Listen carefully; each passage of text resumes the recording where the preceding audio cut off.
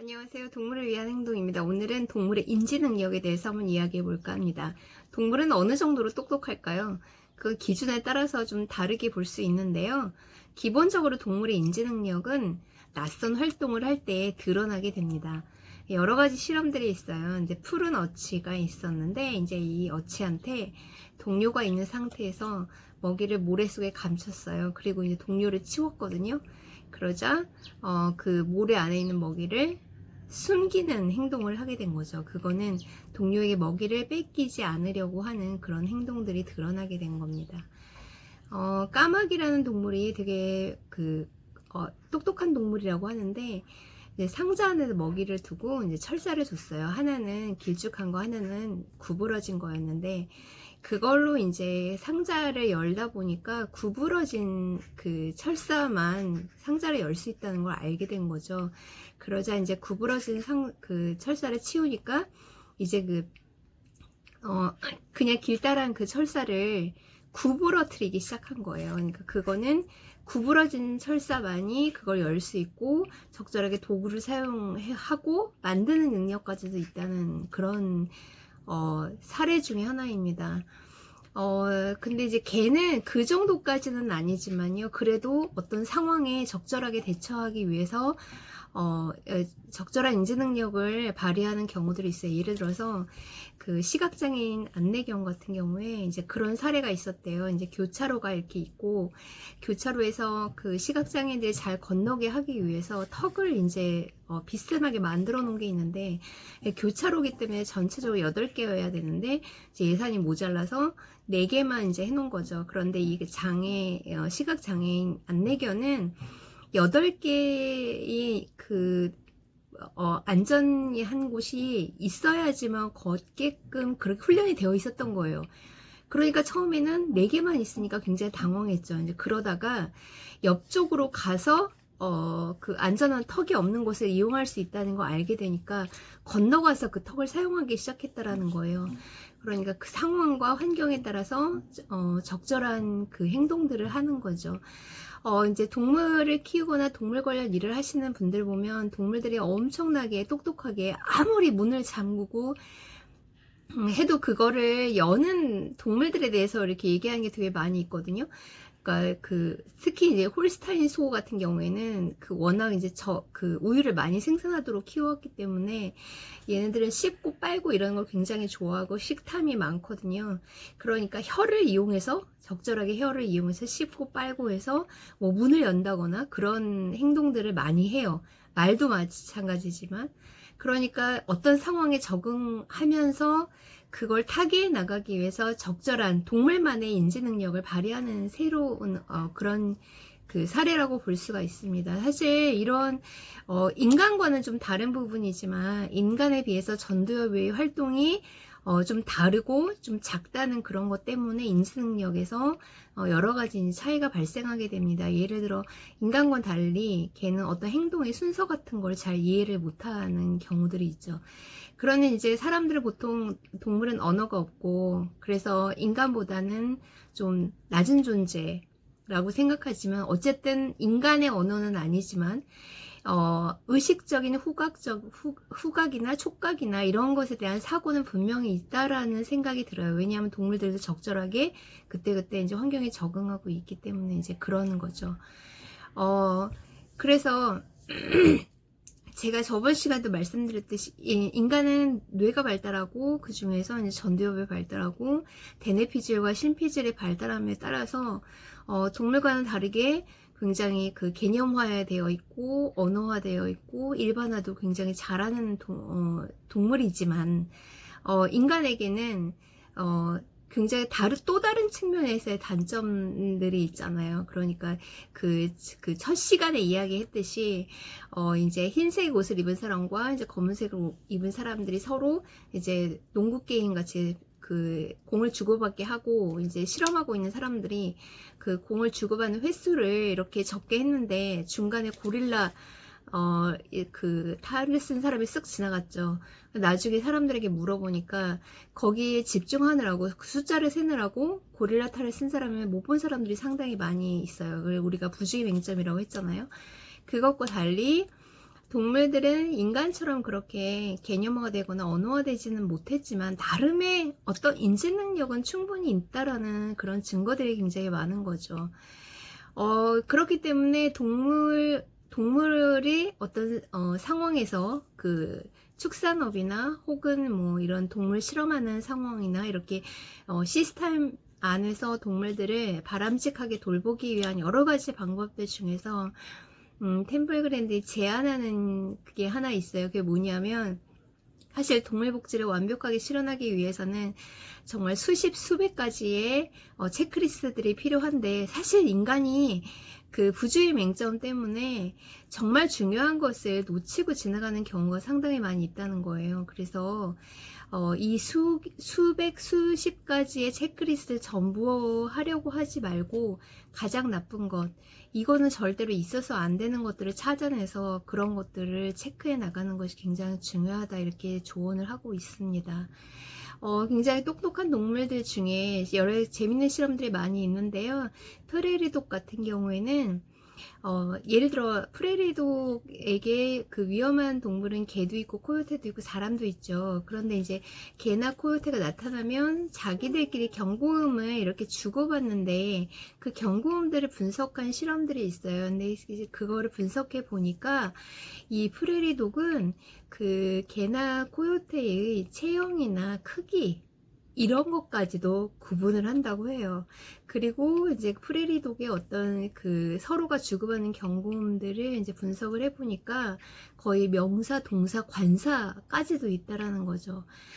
그런데 이제 왜 프레리독이 이렇게 복잡한 신호를 사용할 수밖에 없었는가라는 것을 생각해 보면 프레리독에게는 적이 너무너무 많은 거예요.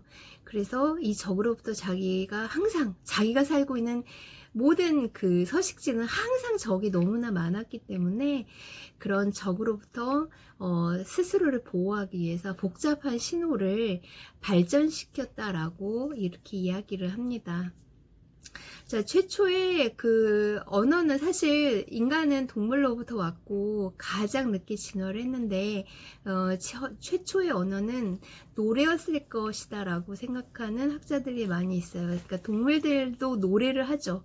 그런데 이제 우리는 그 노래의 의미를 잘 모르지만 최초에도 그랬고 지금도 그랬고 어떤 복잡한 감정을 전달하기 위해서 어떤 소리의 톤을 이용하고 있다라고 그렇게 이야기를 해요.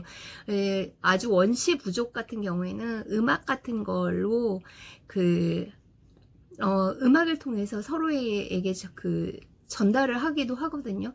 예를 들어 혹시 그 영상을 보셨는지 모르겠는데 흑등고래가 노래하는 그런 거 들어보셨을 거예요. 그 사실 누군가 자기 동료하고 이제 소통하는 건데 그게 사실 거의 음악처럼 들리거든요. 그런데 거기에 운율이 있죠. 그래서 그런 운율이 있다라는 거는 최초의 언어는 노래였을 것이고 그 노래와 음악을 동물들이 적절하게 이용하는 소통을 하고 있을 것이다. 그것은 분명히 동물들도 인간처럼 무언가를 인지하고 그걸 통해서 자신의 서식지 내에서 생존해가는 그런 하나의 방법이 아닐까 이렇게 생각합니다. 자, 이제 언어 관련해서 논쟁이 있는데요. 유명한 언어학자 촘스키가 언어라는 거는 인간에게만 있는 특징이다 이렇게 이야기를 했었습니다. 그래서 그거를 뒤집기 위해서 침팬지에게 인간의 언어를 가르치고 그랬던 실험들이 있었어요. 근데 사실 그 실패를 했죠. 실패를 했고 그 침팬지가 결국엔 나중에 굉장히 그 비참하게 동물원에서 이제 생을 마감하게 됩니다.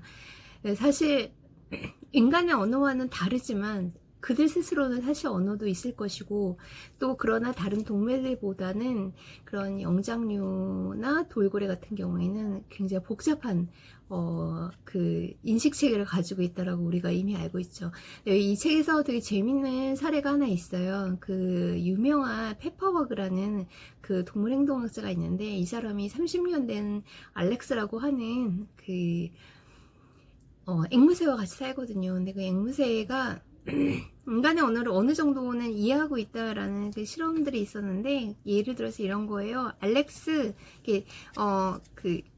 언어 그 문자가 되어 있는 판이 있고 그 문자를 이제 고르도록 하는 거예요. 그래서 알렉스 파란색 그 숫자 파란색 문자 찍어줘 그랬더니 그 알렉스가 스 이렇게 발음을 한 거예요. 이게 뭐냐면 그 S라고 하는 글자가 파란색이었던 거예요.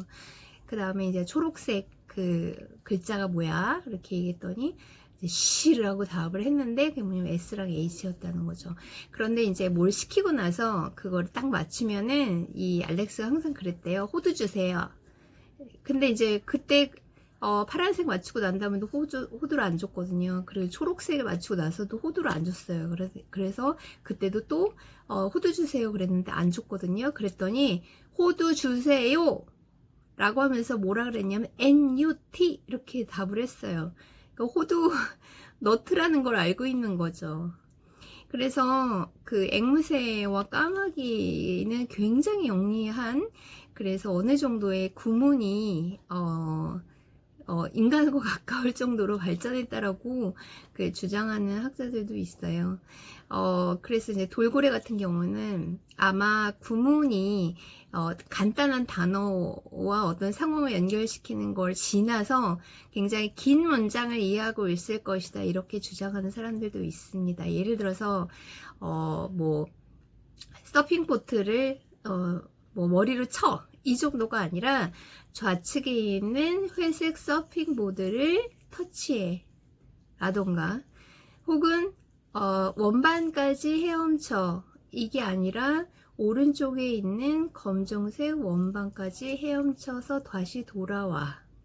여기까지도 돌고래들은 이해하고 있다라고 이렇게 이야기를 해요. 그래서 사실 그 돌고래가 무엇을 원하는지는 사실 잘 모르겠어요. 저도 100마리의 개에게는 100마리의 욕망과 100개의 언어가 있고 100개의 성격이 있다라고 이제 생각하는데, 그거는 개들을 돌보다 보시면 많이 느끼실 거예요. 보호소에 간 있는 수백 마리의 개들을 보면 사실 개들이 다 성격이 다르거든요. 그런데 돌고래도 그런 것 같아요. 돌고래도 같은 벨루가지만 성격도 다 다르고 상황에 따라 행동하는 것도 되게 다르고요. 돌고래도 마찬가지일 거라고 생각이 들어요. 그래서 돌고래가 지금 30마리 정도 우리나라에 수족관에 있는데, 제 생각으로는 아마 성격이 다 다를 거다. 그리고 그들이 무슨 생각을 하는지는 정확히 알 수가 없어요. 많은 분들이 그 30마리의 돌고래를 가지고 어떤 연구를 할 수 있지 않냐 이렇게 여쭤보시는 분들이 있는데, 어려울 것 같다는 생각이 들어요. 왜냐하면 기본적으로 N수가 너무 적고요. 딱 30마리밖에 안 되고, 그 다음에 30마리에게서 공통적인 것이 아니라 전부 다 성격이 다르고 모든 것을 그 반응이 다르다라고 하면 거기에서 일반적인 결론을 끌어내는 것이 얼마나 어려울지, 이런 생각들을 좀 해보게 되었습니다. 오늘은 동물의 인지능력 관련해서 잠깐 이야기를 했고요. 동물들은, 인간도 동물이고 동물도 인간과는 다른 언어를 사용하고 있지만 분명히 서로 의사소통을 하고 있고, 인지능력이 뛰어난 동물들도, 거의 인간과 같은 그런 동물들도 있다라는 거죠. 그래서 뇌의 차이 때문에 약간의 표현의 차이, 그다음 언어의 차이는 있지만 동물도 충분한 인지능력을 가지고 있다 라고 결론을 내릴 수 있습니다. 사실 앞으로 연구할 것이 굉장히 많이 있어요. 그래서 조금씩 종마다 차이가 있는 것, 그 다음에 동물이 어떤 특징을 가지고 있을까, 그 다음에 동물을 우리가 알기 위해서 필요한 여러 가지 공부들을 같이 해볼 예정입니다. 오늘은 여기까지고요. 구독하기 꼭 눌러주세요. 감사합니다.